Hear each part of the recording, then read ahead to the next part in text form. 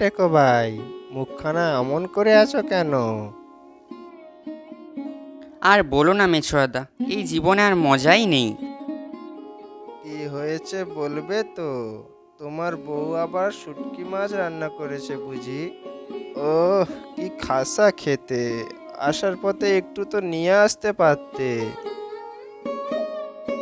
না না, শুটকি মাছ নয়, এ অন্য ব্যাপার। ও, বুঝতে পেরেছি। তোমার টেকো মাথায় জাদুই চুল গজানোর তেলটা শেষ হয়ে গেছে বুঝি? ও, চিন্তা কি, আমি তো আছি। তোমায় আরো এক শিশির তেল দেবো। উহ, তোমার তেল তুমিই মাখো, গায়ে হাতে পায়ে মেখে বসে থাকো। এই লোকটা আমায় জ্বালিয়ে মারলো। ও টেকো ভাই, রাগ করছো কেন? আচ্ছা বলো, বউয়ের সাথে ঝগড়া করেছো বুঝি? ঝগড়া আমি করিনি, আমার বউই ঝগড়া করে বাপের বাড়ি চলে গেছে। ও, এই কথা। বউদের আর কাজ কি বলো? শুধু ঝগড়া করা। আমার বউও ঝগড়া করে আমাকে বাড়ি থেকে বার করে দিল।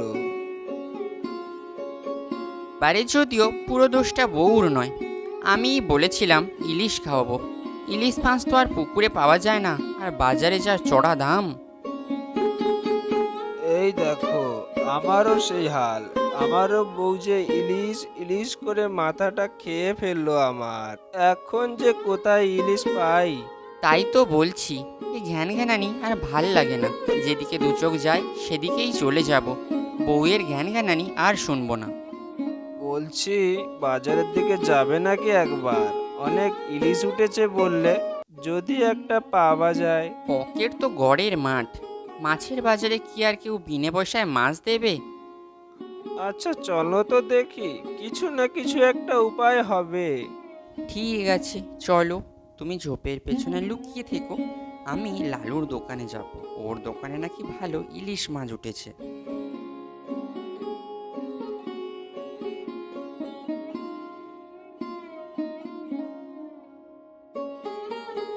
আরে টিঙ্কু দা যে, কি নেবে বলো?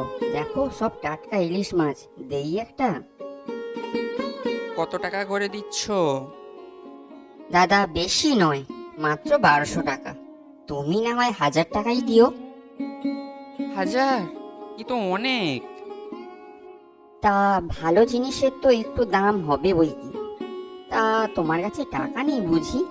অন্য মাছ আছে, সেগুলো তুমি নিতে পারো। না না, আমার ভালো ইলিশই চাই। তবে তবে কি? আমটা পরে নিলে হয় না? এখন আমার কাছে টাকা নেই। না না, ওসব ধার বাকি চলবে না। আগে টাকা আনো, তারপর মাছ নিয়ে যেও। তোমার তো কত বিক্রি হচ্ছে দাদা, দাও না একটা, দাম ঠিক দিয়ে দেব। আহা, কে এলেন গো আমার লাট সাহেব? তাকে বাকিতে মাছ খাবো। যাও তো যাও, বিক্রি বাট্টার সময় বেশি ঝামেলা করো না। যাও তো এখান থেকে। কই হে লালু, ভালো কাতলা আছে নাকি? কর্তা, এই দেখেন, কত সুন্দর ইলিশ মাছ আছে। আপনি এগুলোর থেকে নিয়ে যান, বেশি দাম নেব না। না হে, আমার বড় পাকা কাতলাই চাই। শ্বশুর বাড়ি থেকে লোক আসবে তো, তাদের জন্যই নেব। না হলে যে আমার মান থাকবে না আর। তা একখান বড় ইলিশ নিয়ে যান, স্বাদেও ভালো, লোকরা খাবেও ভালো। না হে, আমার পাকা কাতলাই চাই। বাজারে তো কারুর কাছে পেলাম না, তাই ভাবলাম হয়তো তোমার কাছে আছে। আচ্ছা থাক, অন্য কোথাও গিয়ে দেখি। এইসব তোমার জন্য, বিক্রি বাট্টার সময় যত ঝামেলা। টাকা নেই, সেদিকে ভালো মাছ খাবে। যাও তো যাও, তোমার জন্য আমার খরিদ্দারটাও হাত থেকে ফসকে গেল। আমি আবার কি করলাম? তোমার কাছে কাতলা মাছ নেই, তাই খরিদ্দার ফিরে গেছে। তবে হ্যাঁ, আমি তোমাকে কাতলা মাছ এনে দিতে পারি। তাই বুঝি? সত্যি পারবে? হ্যাঁ গো দাদা, আমি খুব ভালো মাছ ধরতে পারি। পুকুরে তো আর ইলিশ মাছ পাওয়া যায় না, না হলে সেটাও ধরতাম। তাই একটা ভালো বড় সাইজের কাতলা ধরে দাও না গো। আমার বহু দিনের খরিদ্দের রাগ করে চলে গেল। আমি ওর বাড়ি পৌঁছে দিয়ে আসবো মাছটা, তুমি ধরে দাও। আমি মাছ ধরে দিলে কি দেবে? যা মূল্য চাইবে তাই দেবো, ঠকাবো না গো। না না, মাছের বদলে মাছই চাই, কাতলার বদলে ইলিশ। ইলিশ? আচ্ছা ঠিক আছে, তাই দেব। তার আগে তুমি 4-5 কিলো সাইজে একটা মাছ ধরে তো আনো দেখি।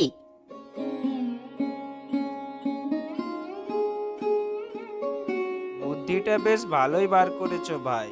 মাছের বদলে মাছ, আর কোনো চিন্তা নেই। তোমার বউও ফিরে আসবে বাপের বাড়ি থেকে, আর আমার বউও খুব খুশি হবে। তাহলেই বলো, এই মাথায় কত বুদ্ধি আছে। টপাটপ মাছ ধরবো আর বিক্রি করব, মাছের বদলে মাছ।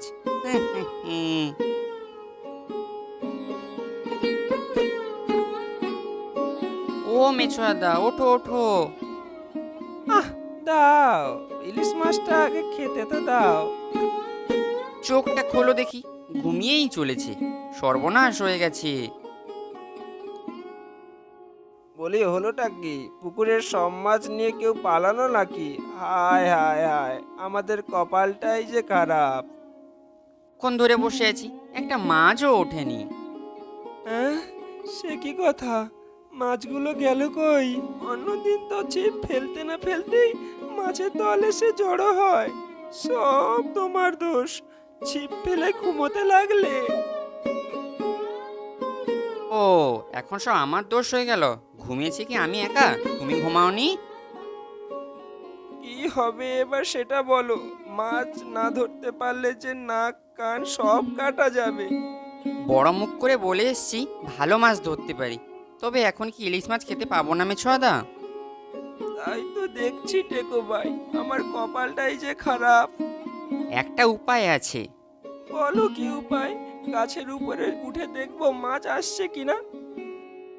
না না, কোথাও তোমাকে উঠতে হবে না, তোমায় আমি পুকুরের জলে ফেলবো।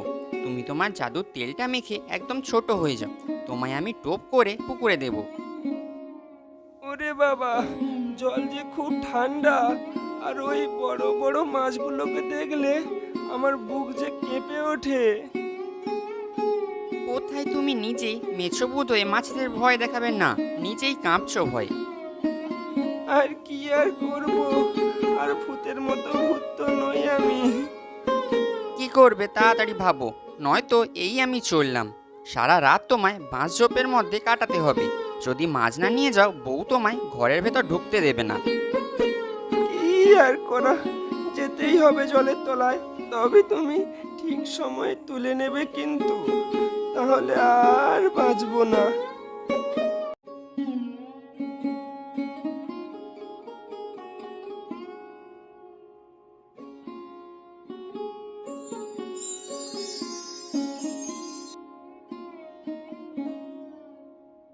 ওরে বাবা, জলটা কি ঠান্ডা! জমে যাচ্ছি মনে হয়।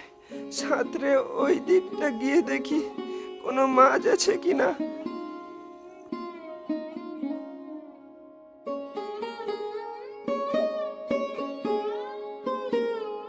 ওই তো একটা বড় কাতলা মাছ।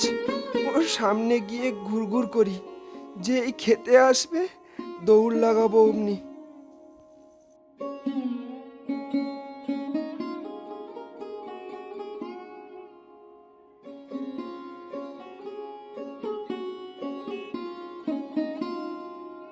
ওরে বাবা গো, টেকো ভাই, মাছা গো, মাছটা আমায় খেয়ে ফেললো যে।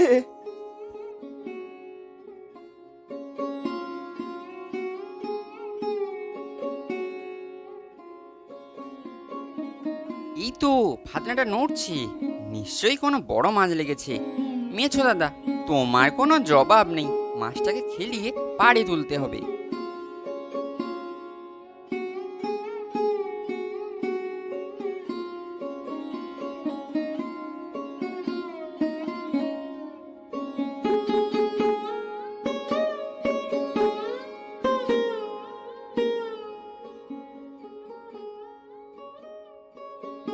দারুণ করেছো মেছোয়াদা, কত বড় মাছ! এই মাছটার বদলে দুটো ইলিশ মাছ নেব। উহ, কি বিশাল মাছ!